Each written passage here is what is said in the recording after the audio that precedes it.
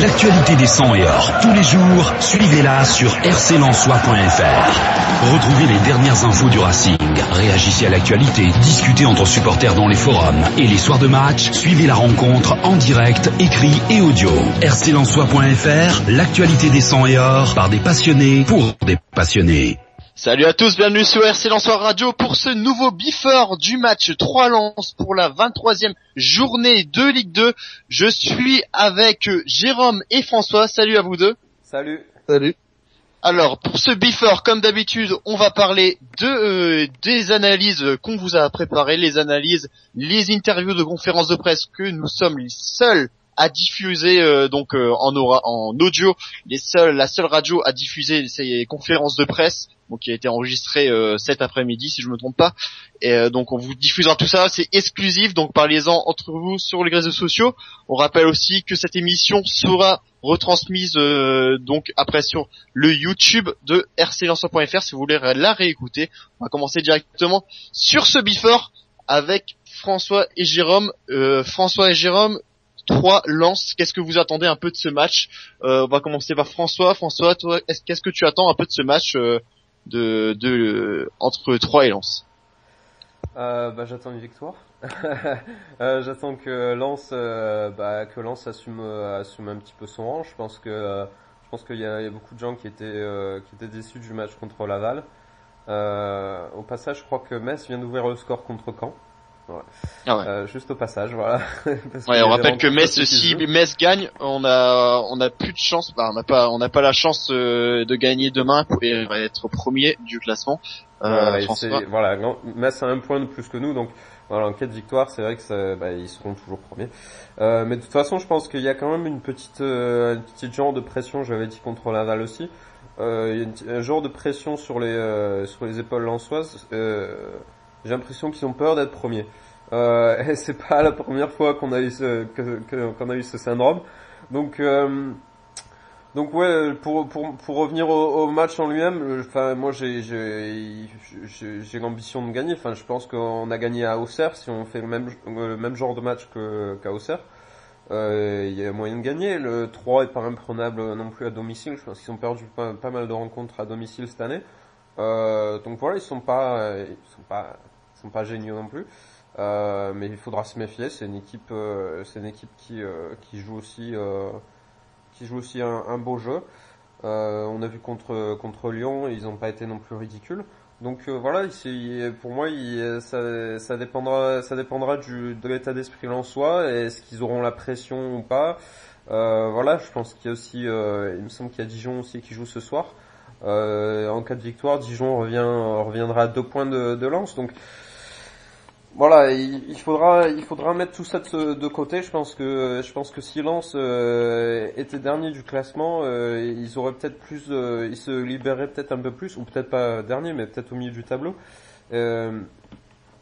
Donc jouer sans pression. Pour moi, il faut jouer sans pression et c'est je pense que c'est la meilleure manière de vraiment assumer son rang.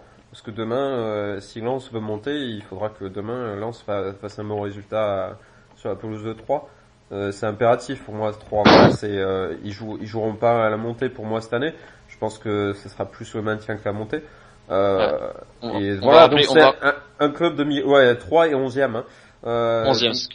Voilà, 3 et 11e. Donc c'est l'objectif. Si on veut jouer à la montée, il faut gagner ces matchs. Donc voilà, surtout ne pas les perdre. En plus on a Lyon juste après. Donc voilà, ici, je pense qu'il faut vraiment jouer libéré et se dire qu'il n'y a pas de pression, même s'il y en a forcément. Mais voilà, jouer libéré et je pense que le score peut venir de lui-même. Je pense qu'on a les moyens de s'imposer contre 3. Et d'ailleurs, c'était un sondage qui a été mis sur rclensois.fr. Vous êtes 91% à penser que Lens peut s'imposer à 3. Donc voilà, je pense que normalement, si on faisait des pronostics, je pense que je miserais sur une victoire de Lens. Mais après, ça dépend aussi. Un petit pronostic un peu sur le score, avant de passer un peu à Jérôme. 1-0, voilà. 1-0 pour le Racing. Mais nécessaire, ouais. 1-0 pour le Racing. Comme disait le coach Camboire tout à l'heure, lui, il s'en contre-fout de la première place. Le but, c'est d'aller dans les 3 premiers et viser la montée en Ligue 1. On va demander directement l'avis à Jérôme. Jérôme, un peu ton analyse de match. Qu'est-ce que tu penses de ce match? Est-ce qu'on a notre chance de gagner face à cette équipe de 3 qui est au milieu de tableau, on rappelle 11e du classement, et juste après on prendra les réactions d'Antoine Camboire à la conférence de presse. Jérôme. Ouais, déjà si tu dis que est-ce qu'on a une chance de gagner, si tu veux aller là-bas pour pas gagner, c'est pas la peine d'y aller, quoi, autant déclarer forfait. Mais non, mais je pense qu'on a les moyens, comme l'a dit François, on a les moyens de jouer, de gagner contre une belle équipe qui joue au ballon aussi, hein, faut pas l'oublier. Et le jeu prôné par Jean-Marc Furlan, c'est un jeu basé sur la conduite de balle et voilà, enfin la possession du ballon et le beau jeu, un beau jeu collectif. Donc voilà, ça va être un match compliqué. Moi, je pense que si on joue le même jeu qu'on a joué contre Auxerre, en sachant qu'on n'a pas les mêmes joueurs je veux dire, il y a plusieurs blessés. Il y a El Dayaoui, il y a Tisserand qui est blessé, il y a Lemoine qui est blessé, il me semble. On a encore beaucoup de blessés, donc ça sera pas tout à fait le même match contre Auxerre, mais je pense que si on joue de la même façon qu'on a joué que contre Auxerre, on peut faire quelque chose. A contrario, si on joue de la même façon que contre Laval ou à domicile contre Istres, par exemple, c'est même pas la peine d'espérer prendre quelque chose là-bas, hein. Donc même si 3 et 11e, je pense que j'ai regardé le match contre Lyon mercredi, il me semble, et ils ont fait un beau jeu, même s'ils ont perdu 2-1 là-bas à Lyon. Je pense qu'ils méritaient d'accrocher au moins la prolongation. Donc c'est une équipe à pas négliger malgré ce placement. Et qui va pas négliger, on va parler un peu du match Auxerre. Antoine Camboire est revenu un peu sur ce match d'Auxerre et le match Lens-Laval qui a été un bon match nul, donc on va revenir là-dessus. On va écouter Antoine Camboire qui a donné son avis là-dessus. On se retrouve juste après. Oui, mais après il faut regarder l'équipe qu'on a alignée après, 4 jours après. Si c'est la même équipe, on va dire qu'on a plus de certitude. Mais là, on a perdu Cantari, on a perdu Lemoine, qui c'est encore El Jadaoui, Tisserand. Ouais, d'accord.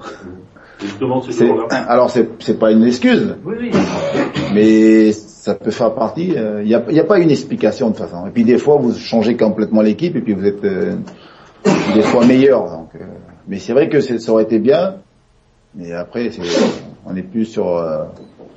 Moi, je suis plus en train de regretter ce qu'on a fait, ce qu'on n'a pas fait. Aujourd'hui, ce qui m'intéresse, c'est demain comment on se prépare. Est-ce qu'on est prêt demain à sortir un grand match et puis voilà, récupérer les points perdus à domicile. Donc, est-ce que demain ils vont sortir un grand match? C'est ce match qu'on espère qu'ils vont sortir. On espère tous prendre les 3 points. Je propose tout de suite, ou bien de directement prendre les réactions d'Antoine Camboire sur le cas Youboya. On était un peu nombreux à l'allumer sur les réseaux sociaux. J'ai vu beaucoup de supporters qui l'allumaient, ce pauvre Youboya. Je propose peut-être que on écoute tout de suite sa réaction sur Youboya et sur la forme des autres joueurs pour le match de demain face à 3.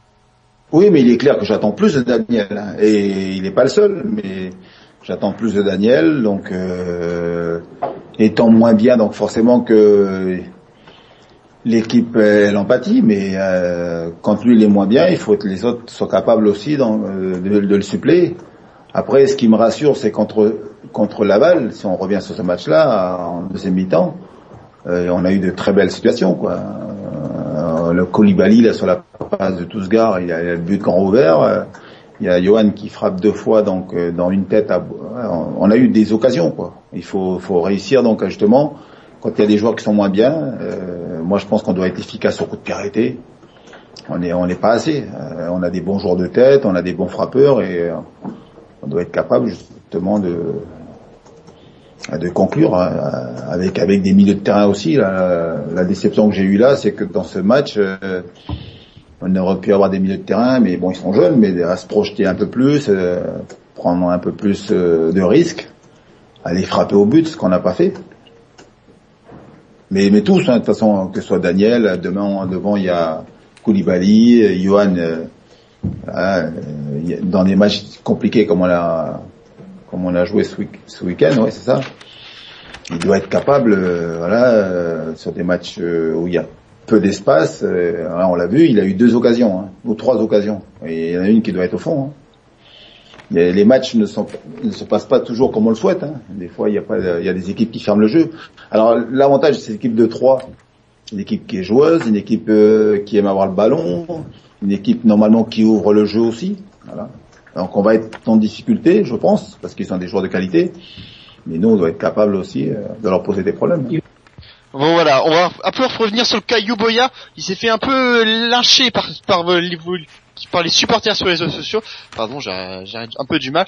François et Jérôme, vous, de votre côté, le cas Yuboya, est-ce une bonne chose? Est-ce que de votre côté, vous avez été un peu déçu de son cas face au dernier match qu'il a donné, Yuboya? Peut-être Jérôme, sur ton avis sur Daniel Yuboya. Yuboya, moi je trouve que sur les 2-3 derniers matchs, il est pas à la hauteur, tout simplement. Je sais pas si c'est un coup de fatigue ou autre, hein, mais je pense que, comment dire, enfin c'est quelqu'un qui aime bien conserver le ballon et qui est peut-être un peu trop entre guillemets personnel pour marquer les buts, mais je sais pas trop en fait. Moi je pense que c'est plus un coup de fatigue et je pense qu'il va se remettre sur le droit chemin, mais c'est un peu embêtant car il marque je pense qu'il marque pas beaucoup de buts, hein. Je sais pas son nombre de buts sur toute la saison, c'est pas vraiment un buteur, je le verrais plus en tant que numéro 10. C'est juste un peu derrière le Tousgar. Et pour permettre d'être un peu plus d'avoir un peu plus d'occasions, mais moi personnellement c'est vrai que on parlait de Yuboya, on l'attendait comme le Messi niveau record de buts, mais pour l'instant c'est Chavarria. D'ailleurs Chavarria qu'on écoutera tout à l'heure, c'est un peu son interview. François, on parlait aussi, Jérôme aussi, on parlait aussi d'un manque d'efficacité pour tirer au but. Est-ce que c'est pas ce qui nous met en difficulté? Est-ce qu'on n'ose pas assez tirer au but? François ou Jérôme? Ouais, non, je peux répondre si tu veux. Vas-y. Non, mais je suis d'accord avec ce qu'a dit Jérôme sur le fait que Daniel Yuboya soit pas un attaquant. Voilà, ça a jamais vraiment été un grand buteur. Enfin si, c'est un attaquant, mais pas vraiment un buteur. Voilà. Après, quand il était arrivé, beaucoup de personnes avaient remis en cause son âge parce qu'il a quand même 35 ans, faut pas oublier. Et puis il va en avoir 36 en septembre. Donc voilà, beaucoup de personnes avaient remis en question son âge, disant que c'était ça sera peut-être pas facile pour lui de s'imposer, etc. Bon, il joue quand même pas mal de matchs. Il a été titulaire à 18 reprises. Mais c'est vrai que bon, c'est pas tant le nombre de buts, c'est plus son implication dans le jeu. Je trouve qu'il est pas assez, il a de la volonté comme il avait au début, mais ça marche pas.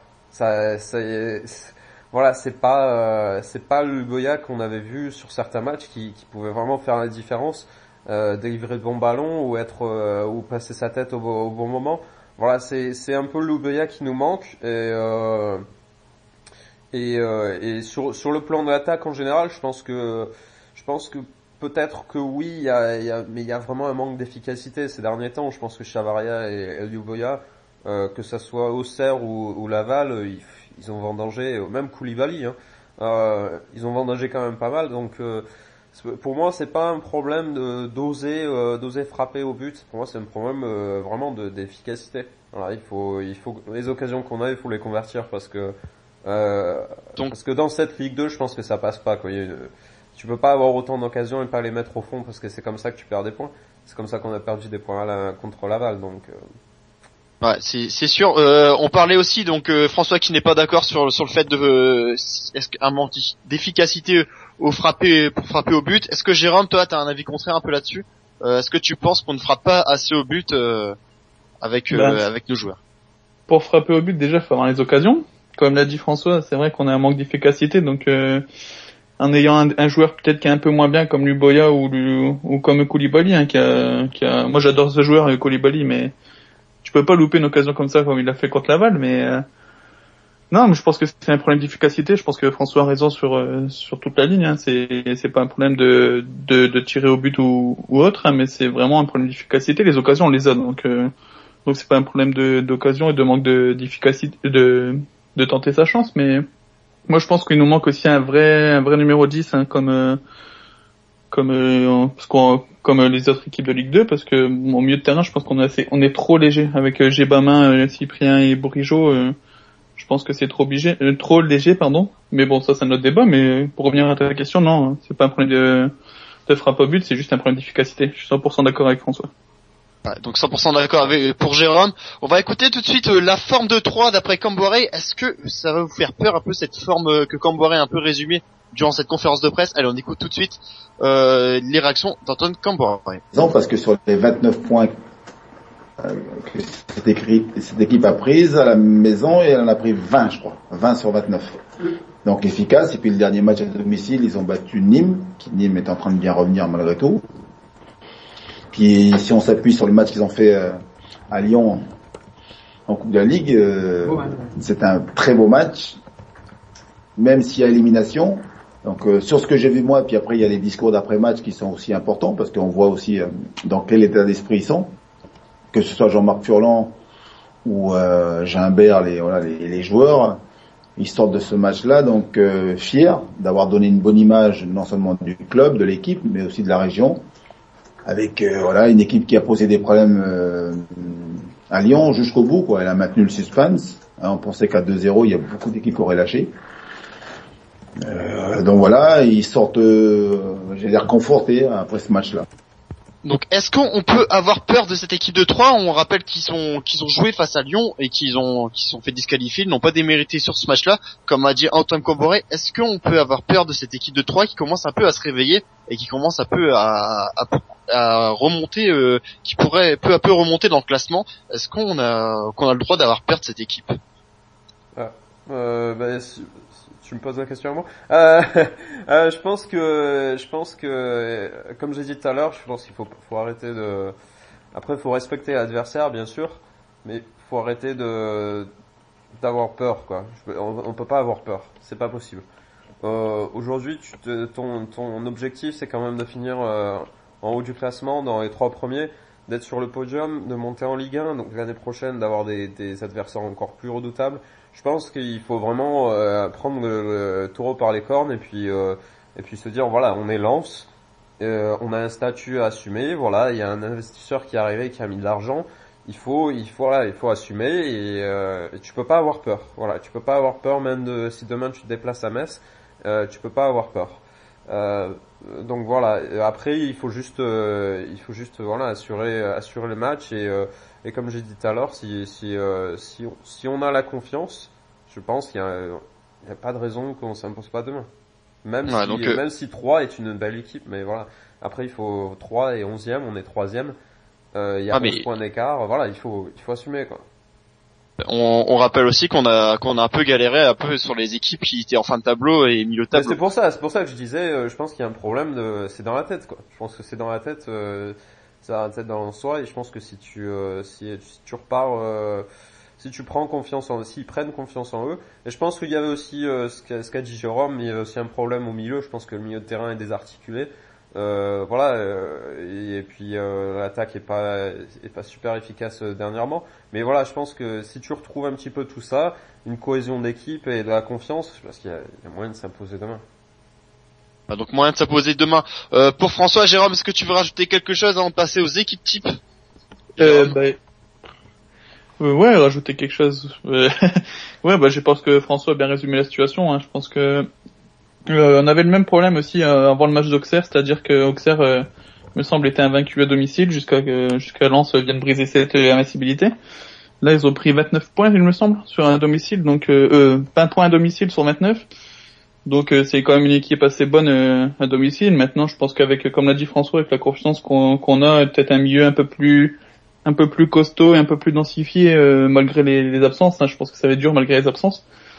Et puis un peu plus d'efficacité, je pense qu'on peut s'imposer là-bas. Et puis on va peut-être respirer un peu plus au niveau du classement. Je pense que le problème de Lens, c'est, comme l'a dit François, c'est dans la tête, hein. On en arrive à bien jouer contre des équipes du haut de tableau et contre des équipes comme Istres dernièrement, ou bien contre Laval qui est moins bien classé, voire qui joue le maintien. On n'y arrive pas parce qu'on a peut-être un peu moins de motivation aussi à jouer contre des équipes comme ça. Je sais pas trop, mais je pense que demain on peut s'imposer. Voilà, donc faut s'imposer aussi pour Jérôme. Allez, 20h21, c'est l'heure de passer à la compétition d'équipe type. On va peut-être se rappeler les joueurs qui sont pris dans le groupe du RC Lens. Alors nous avons Alphonse Areola, Rudy Rio, Ludovic Ball, Benjamin Boulanger, Jean-Philippe Gébamin, Loïc Landre, Alassane Touré, Adeline Yaya, Benjamin Bourigeaud, William Cyprien, Lelana Nomenjanari, Pierrick Valdivia, Pablo Chavaria, Adamo Koulibaly, Deme Ndiaye, Daniel Yoboya et Johan Tousgar. On va directement demander l'avis à nos deux spécialistes, on va dire, Jérôme et François. Qui peut commencer pour cette équipe type? Moi je peux y aller parce que je donne pas mon équipe en entier. Vas-y. Moi je pense déjà si je vais peut-être la donner en entier ou peut-être pas. Donc Areola dans les buts, bon ça changera pas. En défense, vu qu'il n'y a pas Cantari, Landre à côté d'Iaya, je pense que ça sera comme ça avec Ball à gauche. Sur le côté droit, je pense qu'on aura Touré. Je pense que Gébamin sera au milieu de terrain aussi, reviendra au milieu de terrain. Et puis devant, je pense Chavaria, Tousgar, Luboya, je pense. Voilà. L'équipe. Un typique, je sais pas si Valdivia jouera, sera titulaire. Donc peut-être que Bourigeaud sera aux côtés de Cyprien au milieu de terrain. Donc voilà, l'équipe type de François. Jérôme, est-ce que tu veux faire la tienne? Ouais, bah oui, quand même. Allez, vas-y. Areola dans les buts, je pense que la défense, ça va être Landre et Yaya dans l'axe, à droite Touré, qui revient bien en forme d'ailleurs, à gauche Ball. Et au milieu de terrain, moi je mettrais Valdivia à la place de Gébamin, vu ses dernières performances. Je pense que Valdivia c'est quand même un milieu un peu plus expérimenté, donc Valdivia avec Bourigeaud et Cyprien. Il manque un dernier milieu de terrain, donc Chavaria à droite. Et dans l'axe, je pense que Luboya ça sera sur le banc, donc ça sera peut-être un Tousgar Koulibaly demain. Donc voilà. Donc voilà pour l'équipe de Jérôme. On va passer directement à l'ambition du match vu par Camboré, et puis on parlera aussi directement on passera à un court extrait de Pablo Chavaria qui est intervenu pendant la conférence de presse et qui a expliqué pourquoi d'après lui Lens a perdu à domicile. Donc on va passer directement aux ambitions de match avec Antoine Camboré. Oui, non mais de toute façon l'objectif demain très clairement c'est d'aller avec l'ambition de ramener les 3 points. Après ça c'est l'objectif, c'est l'envie, c'est ce qu'on va mettre en place aussi. Mais après il y a un adversaire. Donc voilà, courte ambition dans notre Camboré pendant cette conférence de presse. On va passer directement aussi à la réaction de Pablo Chavaria qui a expliqué sa défaite à domicile. Donc je vous laisse écouter et on réagit un peu là-dessus. Et puis ça sera. Je crois que c'est compliqué pour dire, mais je crois que c'est le foot, c'est comme ça. Des fois, t'as, comme on dit, quelques temps que tu gagnes 3 ou 4 fois suivi à domicile. Et pour le moment, on peut pas gagner à domicile, mais ça va changer. Donc voilà, on va rappeler aussi que Pablo Chavaria a fait un gros effort pour parler en français. Notre Argentin qui a un peu l'accent forcé là-dessus. Je propose de donner directement nos pronostics, François et Jérôme. Petit pronostic, on va rappeler nos pronostics et puis on va conclure cette émission. Donc François, petit dernier pronostic avant de couper l'antenne. 1-0. Par contre, 0, juste au passage avant de donner la parole à Jérôme, Caen a égalisé donc contre Metz, donc ça fait un partout maintenant entre Metz et Caen, et que il y a aussi une chose à noter, c'est que la rencontre entre Brest et Angers a été reportée, et Angers donc qui est juste devant nous, qui est deuxième. Donc ça veut dire qu'il y a vraiment une occasion de passer premier, même si c'est temporaire ce week-end. Voilà, peut-être en cas de victoire demain, on pourrait passer premier. Ça dépend aussi du match entre Metz et Caen.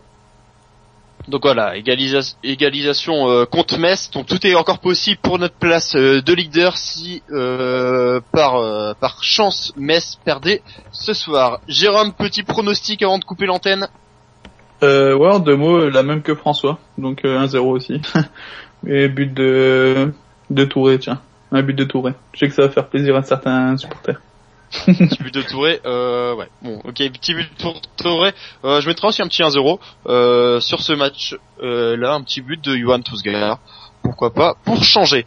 Donc voilà, on vous remercie à tous de nous avoir suivis pour ce Before. Je rappelle que vous pouvez faire votre composition d'équipe type de votre côté sur le site rclensois.fr dans la rubrique communauté et équipe type, si je me trompe pas, François. C'est ça, oui, c'est ça, c'est exactement.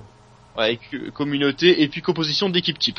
Donc voilà, on vous souhaite à tous une agréable soirée à tous. Je vous rappelle que si vous voulez réécouter ce Before, il sera disponible sur le YouTube. Donc il sera disponible, on va dire dans quelques heures ou le lendemain. Donc abonnez-vous directement à la chaîne YouTube RC Lensois FR et n'oubliez pas de nous rejoindre sur les réseaux sociaux Facebook et Twitter. Donc voilà, salut à tous, bonne fin de soirée. Et on se retrouve donc pour l'after, où là vous pourrez réagir, donc qui sera dimanche, donc l'after à partir de 20h. Salut à tous. Bonne tous. L'actualité des 100 et or.